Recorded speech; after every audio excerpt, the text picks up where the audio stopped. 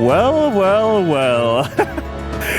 Wouldn't that be awesome if we did an entire day, one entire day of non-Touhou runs showing what the community could do? Hello, everyone. Hi.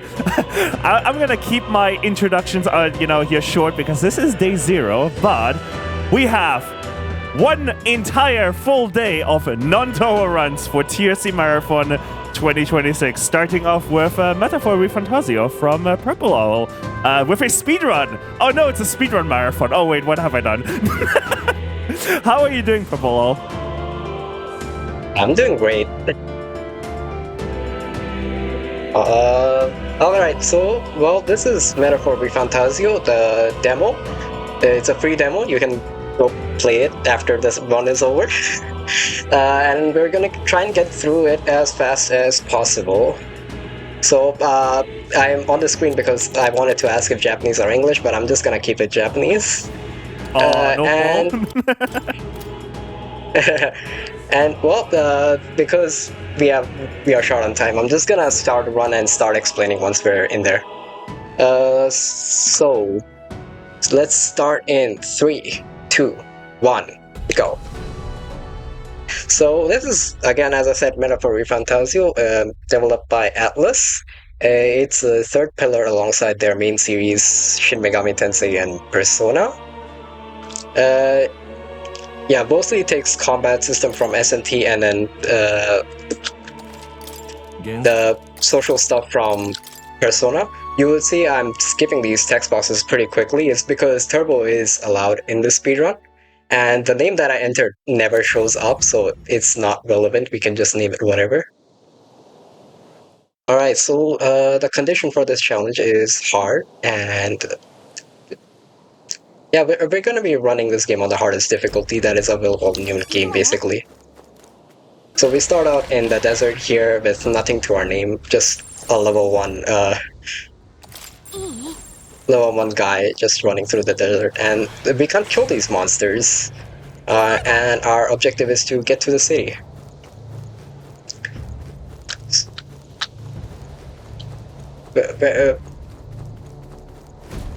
So one thing I'd like to say is that stuff in this game happens really quickly, so I'm not very sure if I can fit in a lot of story stuff, but I'll try my best. So here's the first B-Tech of the run. Instead of going where our fairy friend Gallica tells us to go, we instead just hop over to this rock. It's a nice rock, and that triggers the cutscene for us entering the city early. It saves about 25 seconds. And here we are in the city. One thing you're gonna notice is this game runs horribly. That's mostly all I have to say. If you don't have a really good PC, this game is not gonna be running well for you.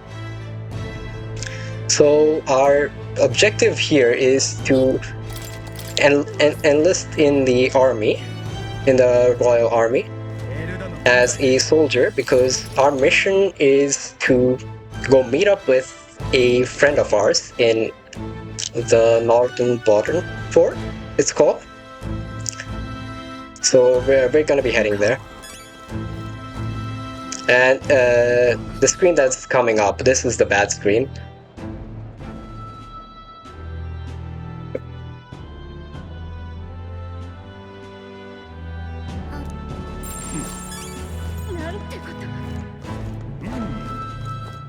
A lot of the stuff in this game is actually tied to FPS, so which makes running in a suboptimal build quite not good, but it's still fine. So we're going through an interview, and let's go. I didn't end the run. So that is the part where we choose our build. Nice file name. Yeah, I was planning to name it like that. So that is our actual main character's name. Along with that, we choose our build.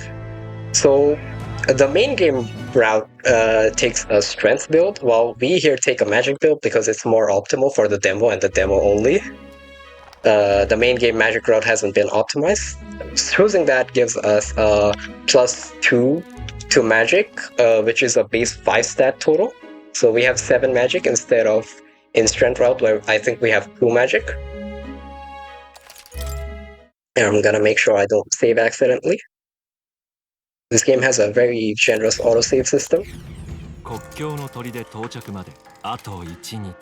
So we don't need to save at all.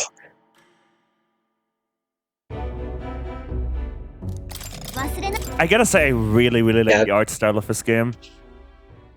Oh, the art style of this game is beautiful. The art and sound design of this game is incredible. So you see this guy, yeah, this guy is the prince of this country, and well, he's not in the best state right now. He's presumed dead because he has been cursed when he was young, and we want to save him because he's our childhood friend. So, which is why we enrolled in the army, so we can meet our friend who also wants to save him and decide what to do from there. But here we've reached the fort, but as you can tell from the music, not a lot of good stuff is going on.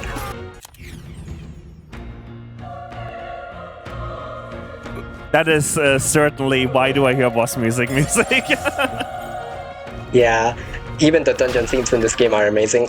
Anyway, look at this beauty.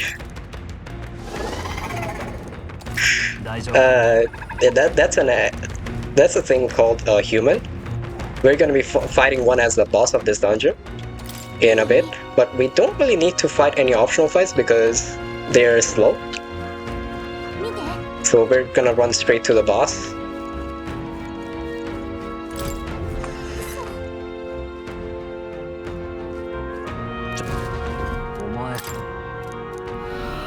Yeah, you can hear the boss screaming. So yeah, I'm just gonna roll under this guy. If you can get hit by enemies as well, and that results in an ambush.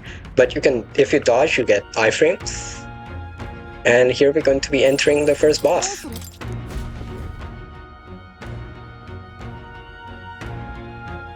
And I'd like your reaction for this one.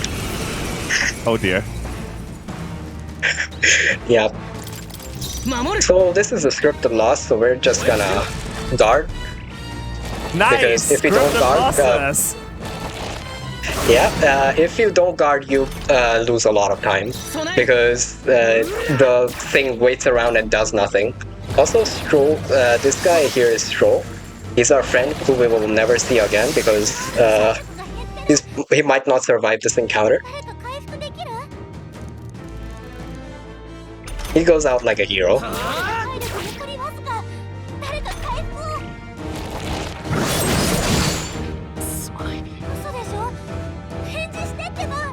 But oh hey, we got our powers. And now we have access to wind magic and healing magic. So this is where the SMT combat comes into play. Enemies and players both have this thing called turn icons. Every action takes up 1 press turn and you get the same number as the number of party members you have. We have only 1 party member, so we only get 1 turn here. But if you hit a weakness, the full turn turns into a half turn, and unless you act again. So the basic thing is you hit weaknesses and get more turns. But the thing is, enemies can do the same. Also, this guy heals for 1000 even though he only has like 300 HP.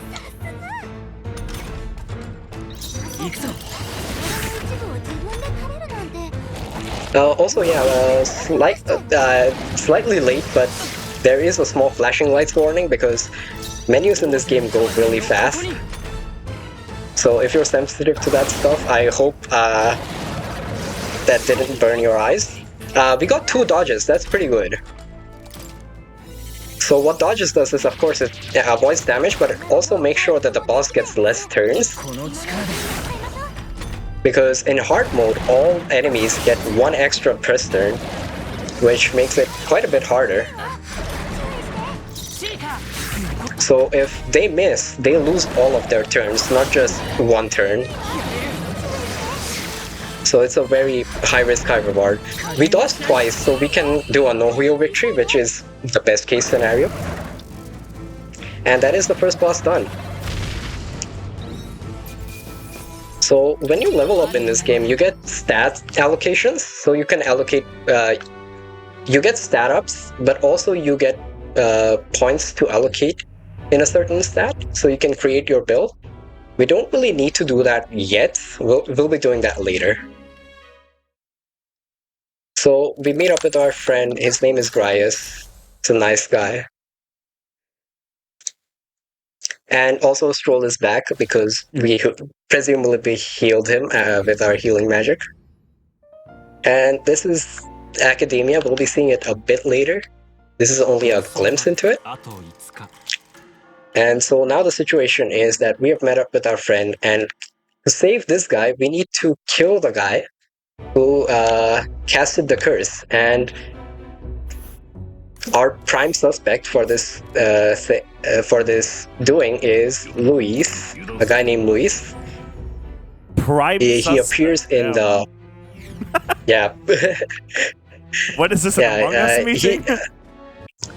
Yeah, the thing is in the opening cutscene, when you open the game, you can see him killing the king, and he's also been accused of cursing the prince. So this dungeon is our overworld combat tutorial, which really tells us that if enemies are 3 levels below you, you can kill them in overworld, otherwise you have to engage them in the turn-based combat. So we're going to be killing all 20 wolves in this forest, no other enemy because we can't kill them. That was interesting. What was that? Never seen that interaction.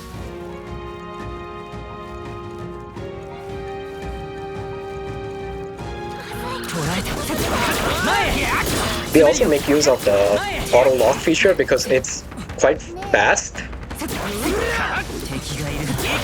Like it instantly teleports us to the enemy, and that is all enemies done. So here we are getting the guard tutorial. Yeah, this game has a lot of tutorials and a lot of mechanics.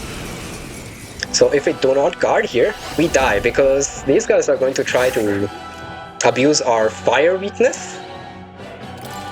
Like we have a wind elemental job, basically, which makes us weak to fire.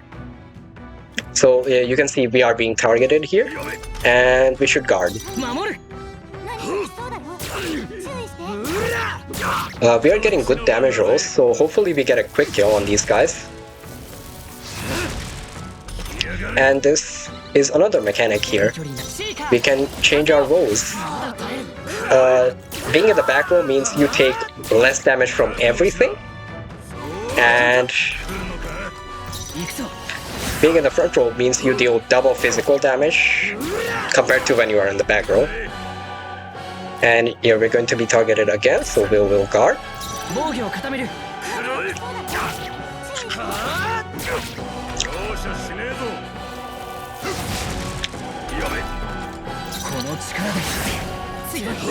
And there's that. But right, we get a level up, but we still don't need to allocate our stats. That's after the next fight. So here we enter these mines, which is the safest way to get back to the capital. And we realize that the army is up to very shady things. Because they're guarding these the entrance to this mine.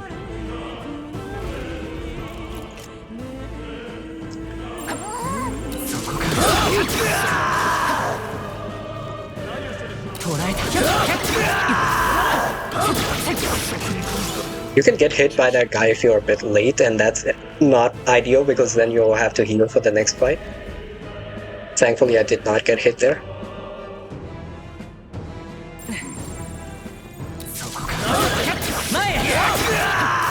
Alright, so here we are entering the next mini-boss. This isn't really a tutorial of any sort, but it's a pseudo-tutorial on buffs and debuffs. So our friend Stroll here awakens to his job, is the physical job. called the Warrior. We put our protagonist in the back row because, again, this guy uses fire magic. The Warrior class is resistant to fire magic. And there's the defense buff. So if you're playing SMT and Persona, you know buffs and debuffs are very important. So we unfortunately don't really get to abuse them as much. But we'll see enemies use them. Yeah, there we go. He targets our weakness and he gets an extra turn. We want that to not happen. And the way we have set this up, we're gonna do it just enough damage to not hit his HP threshold where he does AoE fire magic. And essentially skip his AoE fire, which hits our weakness. So yeah, there's that fight. We did not miss, so I'm really happy about that. So this is our first stat allocation. You see we allocate all our points to magic. So now that this guy's gone, we get a formal introduction to academia. So here we can learn jobs. So we're gonna give Grias the mage, which is slinging magic. This one gets access to fire, ice, and lightning. We're only going to be using ice magic and a little bit of fire. And our protagonist as well. Because the next two bosses are going to be using fire magic, and because it's our weakness, we want to remove that weakness.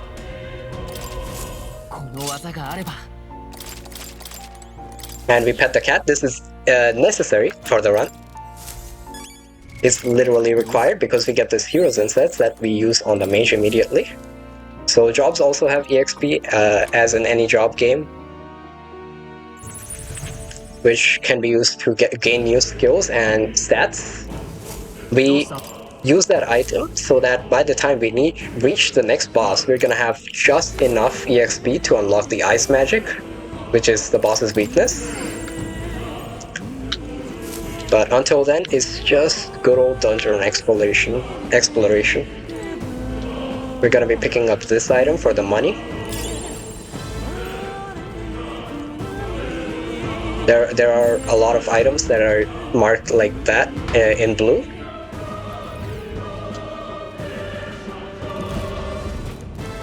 And this dungeon is a bit dangerous, so I'm gonna have to focus a little. That snake, if it's looking at us, it charges at us immediately, so I would have had to be ready to dodge it immediately. And we're gonna be killing some more dogs. Unfortunate, but that's just how it is. And hidden passages don't really add any depth to dungeon exploration at this point in the game. But what it does is, when you go through a tunnel, it makes you invisible to the enemies for a little bit. So we abuse that to just go through. And we pick up this chest, which gives us +2 strength. We're going to be using that on Stroll.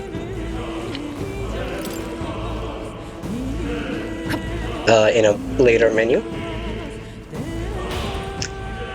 So this is the scary screen because you see these Earthworm guys? These guys can just ambush you if you're not careful.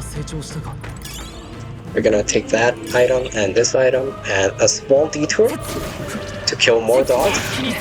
And this item, this healing item, is going to be used pretty soon. And teeth as well. We're expanding our repertoire.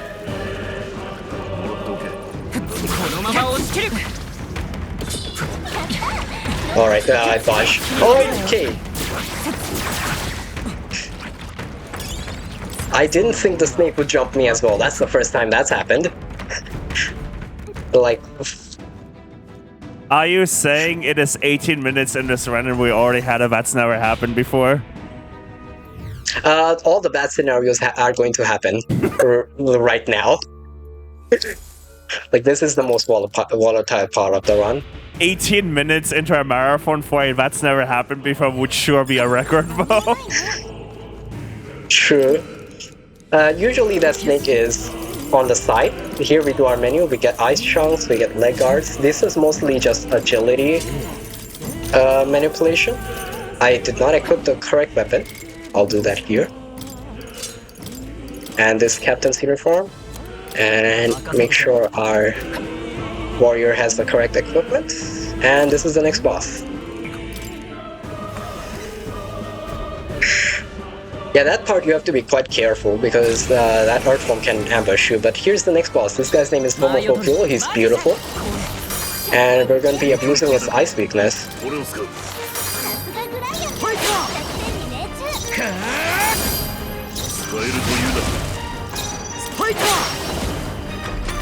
So first turn is scripted. It's going to charge up a magic attack and target the front row. So we're gonna make sure we're in the back row after doing as much damage as we possibly can. So here we put him in the back row and now we can dodge.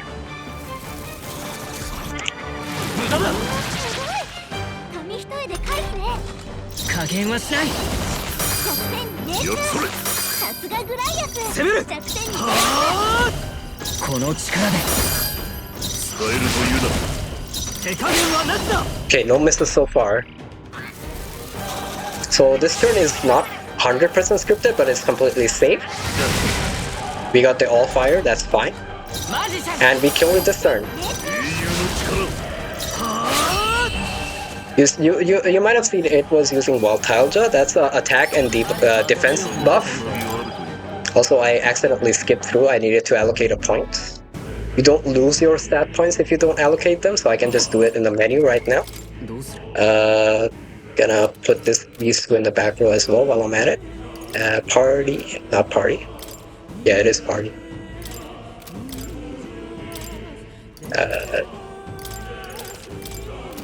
I've never had to do that before in a run.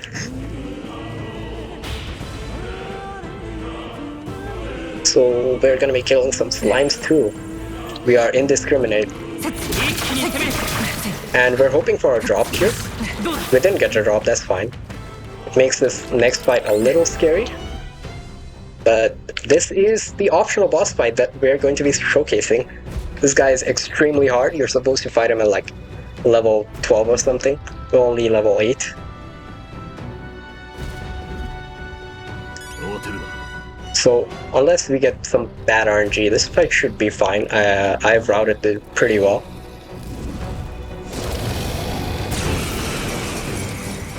So we're gonna be doing the same thing like we did on the previous boss because this guy's weakness is ice. Come on, go to the back row. Why is it not going to the back row? Wait. Oh. And there's a miss.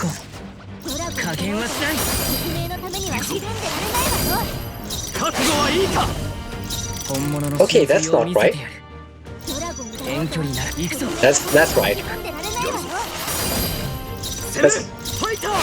Yeah, so this game has a really good restart fight button, which you can use to fix small errors like I did there.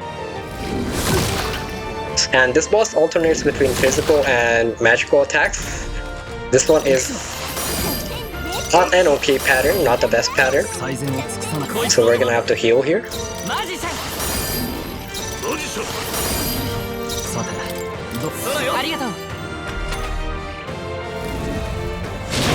So there's the fire magic.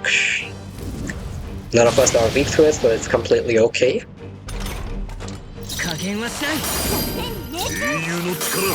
So far, so good.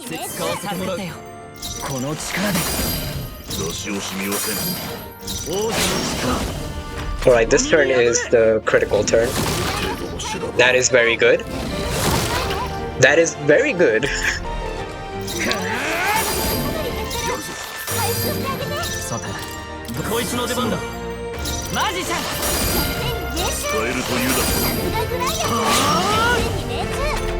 Alright, if nothing should go wrong on the fireball turn, but we ideally should kill in this turn.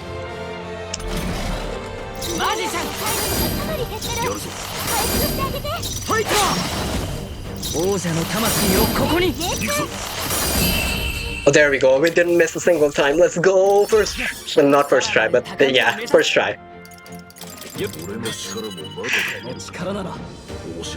Oh, I'm so happy I got that fight. I've been stressing over that fight so much. Was that the fight that like you were worried about in the M's? Yes. Oh god. Nice. This guy can crit you so easily, and it can just snowball.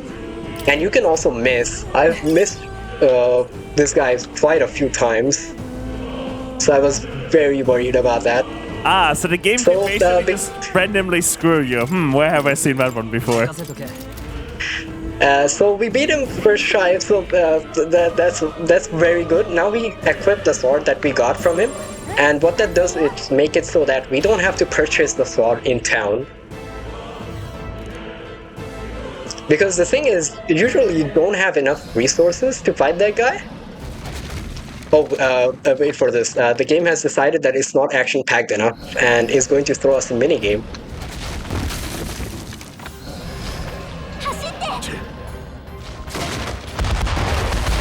Explosions.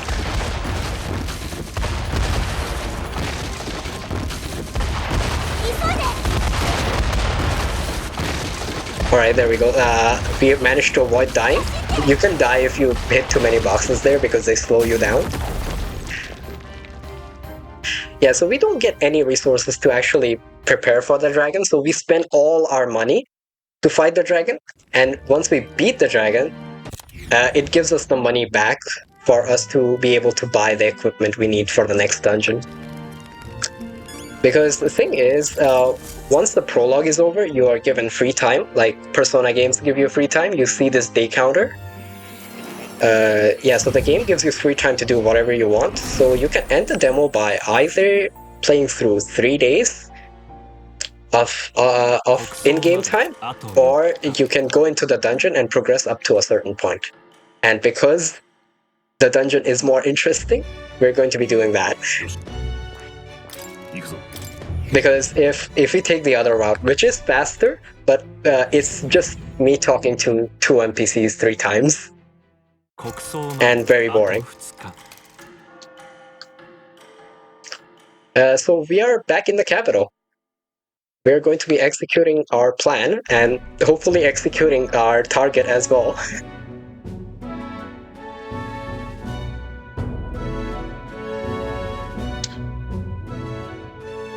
Let's see, did I miss something? No, I haven't missed something.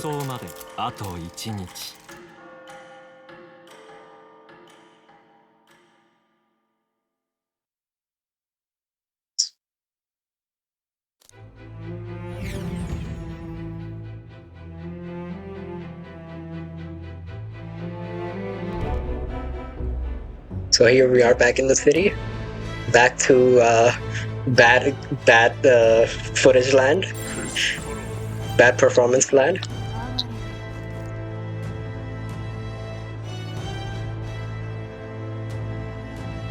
So far we're looking great on time, although, like, which I'm honestly so happy about. So we're just gonna run over to our base of operations, which is the Hushed Honeybee Inn, where we meet 2 of our newfound friends.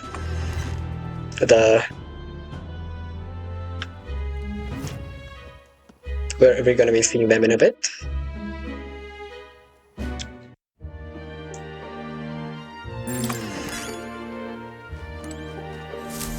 So this is Maria and Fabian. They are, well, the owners of this inn, and also Maria is a precious cinnamon bun. She is very cute, and we want to make her happy, so we read her a book because she can't actually read. So we have this book which describes a utopia, because this is a fantasy land where things are kind of rough. You know, the king has died, the prince is, well, presumed dead, and there's a lot of strife in the country because of the different tribes. There is a lot of racism, basically. So this is a pretty, like, heavy time. So we're trying to make people happy and not anxious, like people would normally would be in this time period. That's basically the theme of this game is about overcoming anxiety. It's a pretty strong theme, I'd say.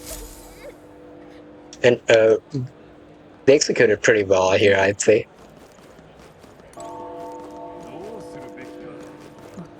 And here the game uses the sound of the bell tolls very aptly, because you can just tell something bad is going to happen. So we're gonna prepare.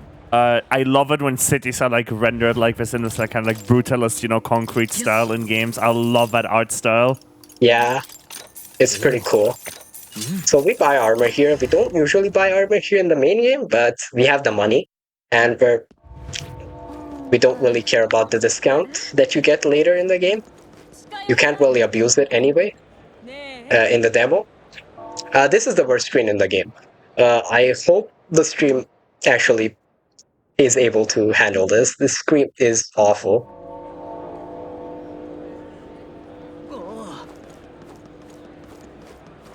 Like on top of the screen being already bad, there are like 100 NPCs rendered in as well. Okay, we're past it. So a lot of stuff happens. Our target is unfortunately fleas, and well, now there are skeletons everywhere.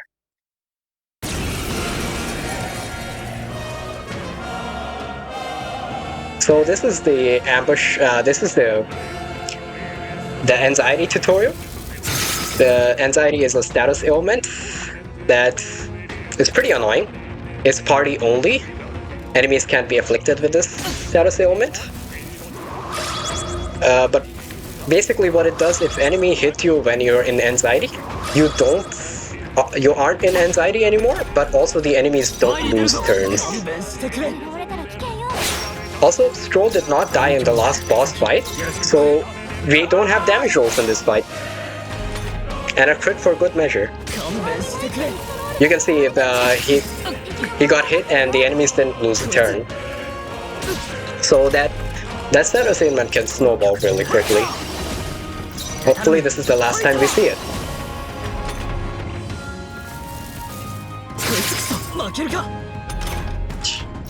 This fight also has pity mechanics because it's supposed to be a tutorial fight about anxiety. That if the skeletons crit you after that, they don't take their extra turn, because you can just die. Here you meet our friend Falkenberg. She is going to be a member of our party as well, in due time. Right now we're just following her into this Grand Cathedral, which has banger music. The music in this game is phenomenal.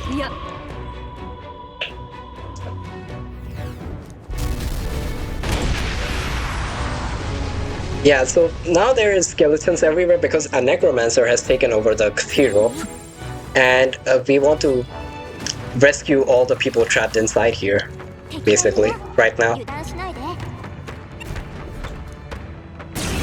So here's another fight with skeletons. This one's easier.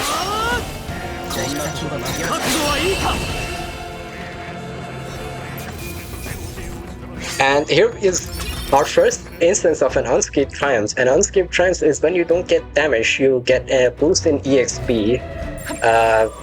Magla, the currency we use to learn jobs. Archetype EXP, which is the job EXP. And money.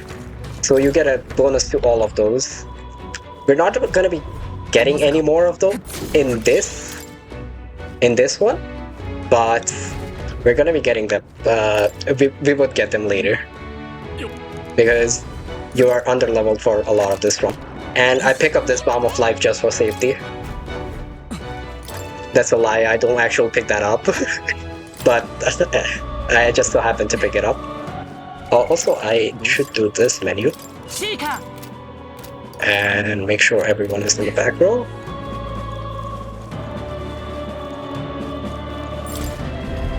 We change our job because we need the Seeker job for the next fight.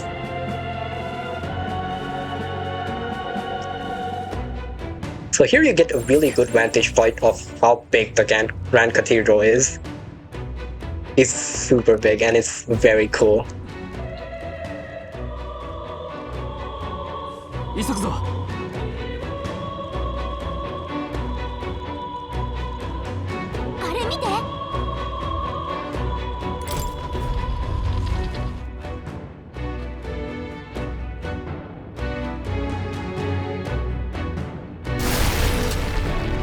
Anyway, the ceiling collapses, blocking our entry into further into the cathedral, but there are still people we need to save, so we try and look for an other way inside. Our friend Hulkenberg here says she knows a good place, and so we're gonna be following her into a mausoleum, which is basically a place for people to keep to bury dead people. Also, I shouldn't get stuck on people. Thank you very much.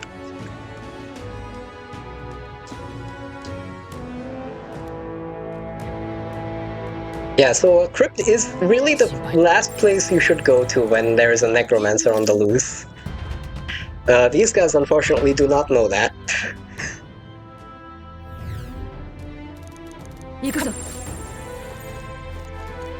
You might have noticed that we are missing a party member.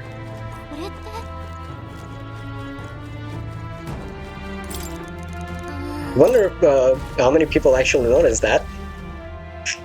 That is because, well, bad news. Alongside all of the bad stuff that happened, our friend has died and now is undead.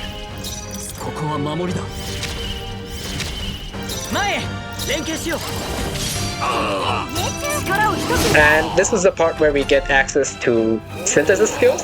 Synthesis skills are basically double tech from Chrono Trigger, where they use 2 turns from your party, but also do more damage. And it also takes more MP from both of your characters. So it's a super attack basically. We're gonna be doing this. I'm gonna have to do a little bit of improvisation because I messed up a bit of strategy. That is fine. This fight is completely safe once the turn 1 ends. Oh, nice miss.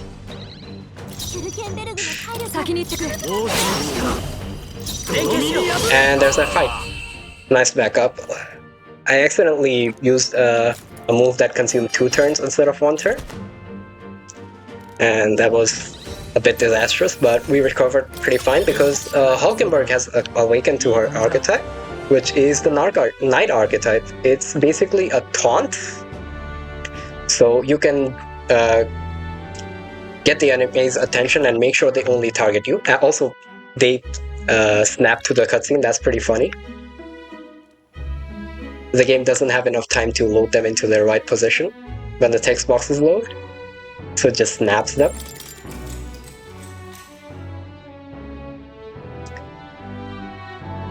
Yeah, so Hulkenberg's gimmick is mostly being a taunt character. She has damaging moves, but they are all synthesis skills for now.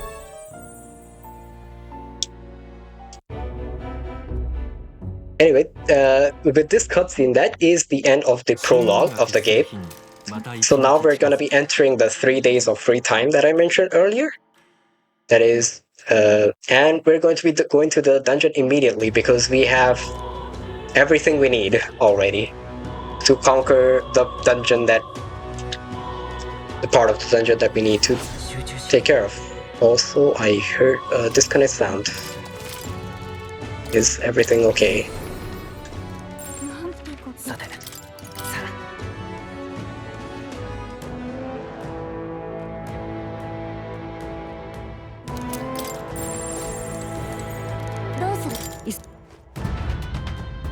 I heard a disconnect sound, but I assume that it's fine. That was me. My apologies. I just had to hop out of the call for a second. Oh yeah. Well, yeah. No problem. Anyway, we head up into the dungeon and meet this pink cat girl, whose name is Katharina. She's going to become our friend, but for now she has given us a request to save all the hostages. One small thing I'm doing for these doors, these non-cutscene doors that you open by yourself, is I'm trying to get as close to the doors as possible. This way, the main character doesn't have to walk up. Also, the dog enters the cutscene. That I always find that really cute. So yeah, the main character has to walk up to the doors if you do it from far away, which loses a bit of time. So the small micro optimizations like this one.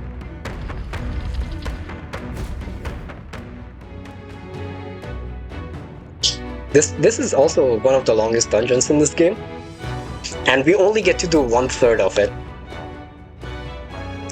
But it's still quite long. It's like 6 or 7 minutes long.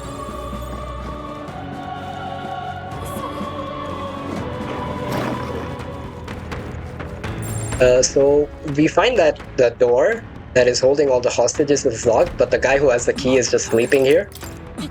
So we steal the key.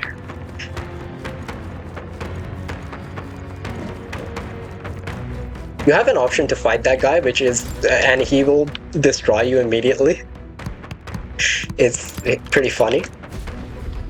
So here we save all the hostages, but find out that the specific person she was asking us to save has unfortunately passed away. But she becomes our friend anyways, and gives us the Brawler archetype, which is a class that uses Knuckles and HP to do damage instead of MP for their moves. And the power of those moves is actually also proportional to the amount of HP you have left. So we're going to be trying to optimize that in the next fight. Right now we just run through a wall of dogs. It's not an actual wall.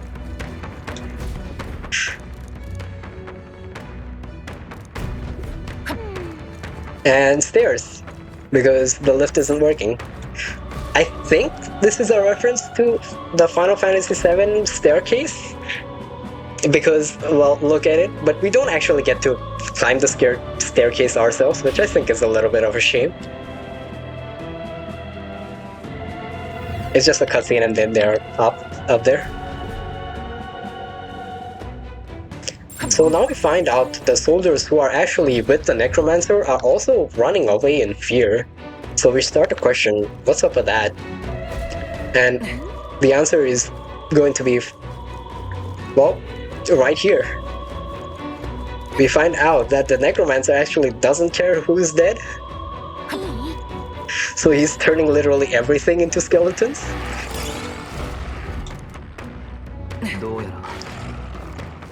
So here we take the bottom route instead of the top route to avoid a cutscene. Small trick. And this is our first experience of something called a trance crystal. So when a lot of melancholia, which is basically negative magla, all the negative aura of the magic, because magic is supposed to be like a happy thing, but melancholia is when it's born from negative emotion. When it basically assembles up a lot, those crystals are formed that infinitely generate enemies. Those are really good for casual play because you can infinitely spawn enemies and grind, but we don't care about them. The game wants you to destroy them. It doesn't matter. Anyway, this is the last section of the dungeon we get to play before the boss.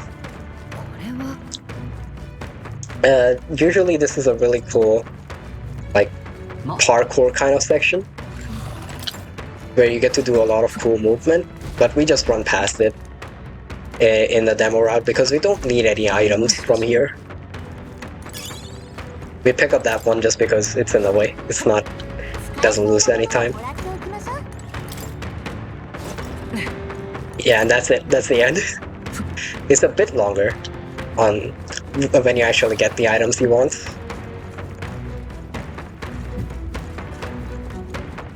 Alright, so we're just gonna run up to the next boss, where we do a quick menu and do the boss fight, and that's it. So we are nearing time in about 3 minutes. No, I don't want to save. The game ate my input.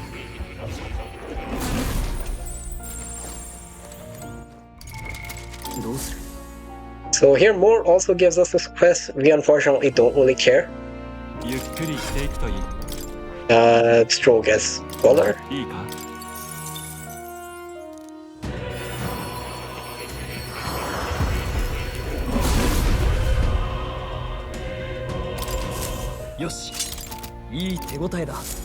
And that's all the menu I have to do. I'm just gonna make sure my party is in the correct row. Although it should be correct. There we go. And the game really tells you this is the last fight of the prologue. And this one's a tough one because this guy has his JRPG party of skeletons. And if I miss a single attack, it can get pretty bad.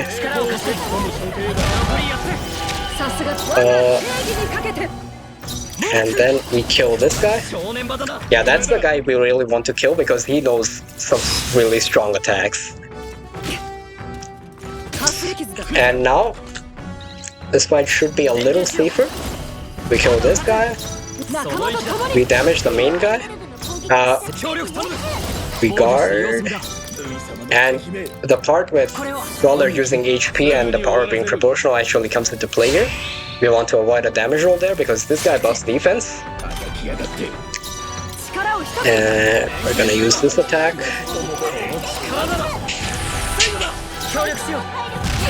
Let's go. I didn't miss a single attack this run. I'm so happy about that. It's not time yet. It's gonna be time when the game shows thank you for playing. Like when the second the playing comes in. So time is coming up in now. That's time. 46:02. Very nice. That's a I am solid so run. happy I actually got that done. That's a solid run. It's not quite PB. I didn't really lose any time either, but so I'm curious as to where I lost the time. But yeah, that's a thing for Leader Me. Anyway, I'm really happy to showcase this run, honestly.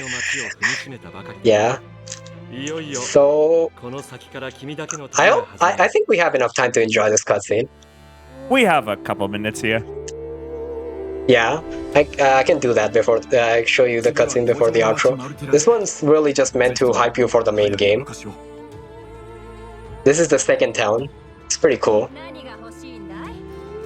In the meantime, do you actively stream? So I just gave your Twitch channel a shout out. I